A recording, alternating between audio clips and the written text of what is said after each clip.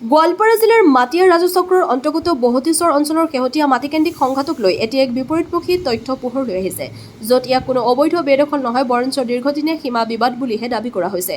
স্থানীয় সূত্ৰৰ একাংশ সচেতন মহলৰ স্পষ্টীকৰণ অনুসৰি বিগত 20 বছৰ ধৰি ব্ৰহ্মপুত্ৰৰ বুকুত বিলীন হৈ থকা বহতীশ্বৰৰ মাটি নদীৰ গতিপথ সলনি হোৱাৰ পিছত পুনৰ ওলাই পৰাত এই সমগ্ৰ সংঘাতৰ সৃষ্টি হৈছে। ইফালে বৰপেটাৰ পৰা অহা বুলি কৈ যিসকল লোকক সন্দেহযুক্ত বেদখলকাৰী সজোৱাৰ অপচেষ্টা চলোৱা হৈছে, প্ৰকৃততে কোনেও বৰপেটা বা সন্দেহযুক্ত লোক নহয়। আনকি হাতে হাতে চোকা অস্ত্ৰৰে আক্ৰমণ কৰাৰ গুৰুতৰ অভিযোগো একপক্ষ আৰু ভিত্তিহীন বুলি অভিহিত কৰে। গতিকে সমগ্ৰ বিষয়টোক সাম্প্ৰদায়িক বা আইন শৃংখলাৰ ৰূপ নিদি এক মানৱিক দৃষ্টিভংগীয়ে বান খহনীয়াগ্ৰস্ত ভূমিহীন লোকৰ সংস্থাপনৰ বাবে তথা এই সংঘাতৰ স্থায়ী সমাধানৰ কল্পে এতিয়া জিলা প্ৰশাসন আৰু মুখ্যমন্ত্ৰী ডক্টৰ হিমন্ত বিশ্ব শৰ্মাৰ এক নিৰপেক্ষ তদন্ত তথা হস্তক্ষেপ কামনা কৰিছে ভুক্তভোগী ৰাইজে। News desk AIN live. যিসকল মানুহে আমাৰ এই মাটিৰ বিষয় লৈ মানে মিথ্যা অভিযোগ আনিছে যে আমি বৰপেটাৰ মানুহ বা আমি বেদখল কৰি খাই আছোঁ, তাহাঁতে পাট্টা মাটিৰ কথা কৈছে যে আমাৰ পাট্টা মাটি, আচলতে তাহাৰ পাট্টা মাটি ইয়াতে নায়েই। এইটো হ'ল বহতীশ্বৰ, এইটো বহতীশ্বৰৰ মাটি। আৰু এই বহতীশ্বৰৰ মাটি, এই মাটিখিনিত, এই মাটিটোত আমি আমাৰ আটা পিতা, আমাৰ জন্ম ইয়াতে আৰু আমাৰ বাবাৰো জন্ম ইয়াতে। আমাৰ বাবাৰ নাম আব্দুল আজিজ। আমাৰ বাবাৰ জন্ম ইয়াতে, আমাৰ ভোট, আমাৰ স্কুল পঢ়া সকলো আমাৰ এই বহতীশ্বৰতে, আমাৰ এই গোৱালপাৰা ডিষ্ট্ৰিক্টত। যিবিলাক মানুহে অভিযোগ আনিছে যে আমি এই বৰপেটা ডিষ্ট্ৰিক্টৰ মানুহ, আমি বৰপেটা ডিষ্ট্ৰিক্টৰ মানুহ নহয়, আমি গোৱালপাৰা ডিষ্ট্ৰিক্টৰে মানুহ। আৰু তাহাঁতে যে কৈছে আমাৰ পাট্টা মাটি আছে, তাহাঁতৰ পাট্টা মাটি থাকিব পাৰে, যদি আছে তেখেতৰ মাটি হ'ল নদীত, সেইটো নদীত মাটি তেখেতৰ পাট্টা মাটি। তেখেতৰ পাট্টা মাটি যদি তেখেতে ওলাই লৈ যাওক, আমাৰ কোনো আপত্তি নাই। খেতি বাতি কৰিলে আপোনালোকে বোলে বিক মিহলাই বোলে খেতি বাতি বা জোৰ জবস্তি কৰি আপোনালোকে লৈ যায়, এইখিনি কথা আচলতে কিমান দূৰ সঁচা? এইখিনি কথা একদম মিছা কথা। মানে ইয়াতে এটা কথাও সঁচা নাই। আমাৰ মানুহে ইয়াতে মৰাপাট পেলাইছিল, তাহাঁতে একে ৰাতাৰাতি বিষ দি আমাৰ 15-16 বিঘা মানে মৰাপাট তেখেতে মাৰি পেলাইছে। আৰু আমাৰ ইয়াৰ পে তেখেতে আমাৰ নৌকাও এটা চুৰি কৰি লৈ গৈছে। কিন্তু আজিলৈকে আমি নৌকাৰ কোনো সন্ধান পোৱা নাই। আৰু তেখেতে যে বিষ দিছে, আপোনালোকে খেত চাওক যে আমাৰ বিষ দিয়ে আমাৰ খেতিগিলা মাৰিছে না নাই, এইখিনি আপোনালোকে তদন্ত কৰিলে আপোনালোকে পাব।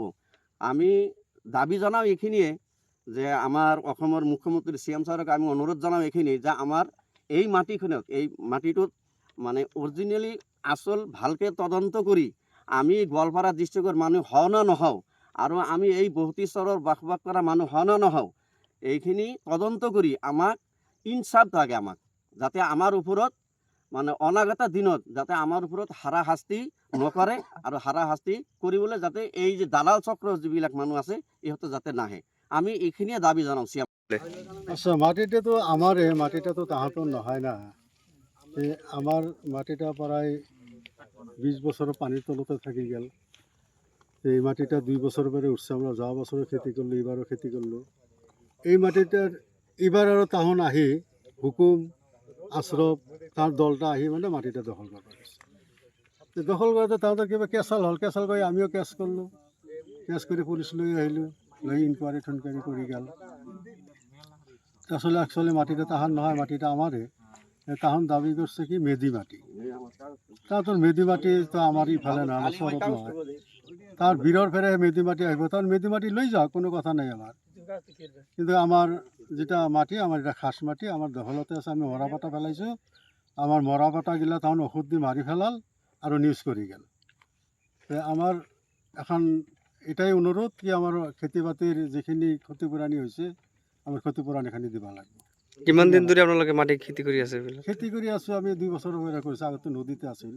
আৰু তাৰ আগৰ পৰে তো আগতো পৰা 30 বছৰ আমি বসবাস কৰি আছিলো, তাতে ঘৰ বাৰী আমাৰ আছিলে। আপোনালোকৰ ঘৰ ক'ত আচলতে? ঘৰ আগে বহতি ভাটিপাৰা আছিল। বৰপেটা ডিষ্ট্ৰিক্টৰ কথা কৈ আছে? বৰপেটা ডিষ্ট্ৰিক্টৰ মানুহ তো আমি নহয়, আমাৰ কৰ্মপত্ৰ আছে। অচিনাকি মানুহৰ কথা কৈ আছে? অচিনাকি মানুহ তো আমি নহয়, যিবিলাক কৈছে অচিনাকি মানুহ। ইমান দিন অহা নাই সিহঁতে গ'লে, বৰ্তমান আহি আছে, আচলতে সিহঁত কোন আচলতে আপোনালোকৰ ওপৰত যি অভিযোগ? সিহঁত হলো এটা দালাল চক্র, দালাল। আমি এটাই আমার অনুরোধ যে আমার মাটি আমি খেতি করছিল, আমার খেতিগুলা হয়তো বিষ দি মারি ফেলাল।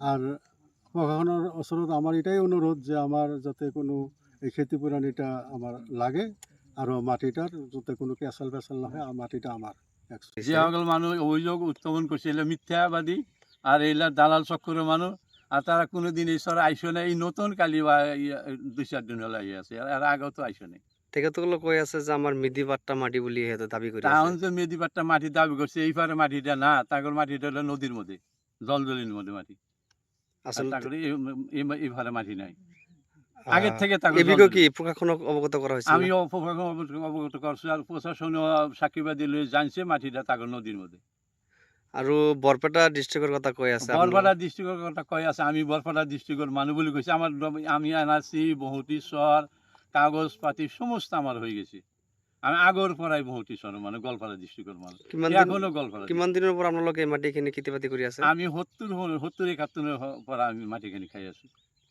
এতিয়া কি দাবী জনাব আমি জানাও এইটাই যাতে আমার মুখ্যমন্ত্রী অনুরোধ করে যাতে আমি ন্যায় বিচার পাও মাটি আমার মাটি আমি যাতে পাও কারণ দালাল চক্করের মানুষ এইরকম জায়গা জায়গায় কেঁচা লাগাই থাকে এই যা বছর পরে তাহনের পৰা কি পয়সা লৈছে না লৈছে তাহনও জানে কিন্তু আসলে তো তাহলে যে দালালি করে ইয়াৰ লগত যিকোনো খবৰৰ বিজ্ঞাপনৰ বাবে যোগাযোগ কৰক 7896121996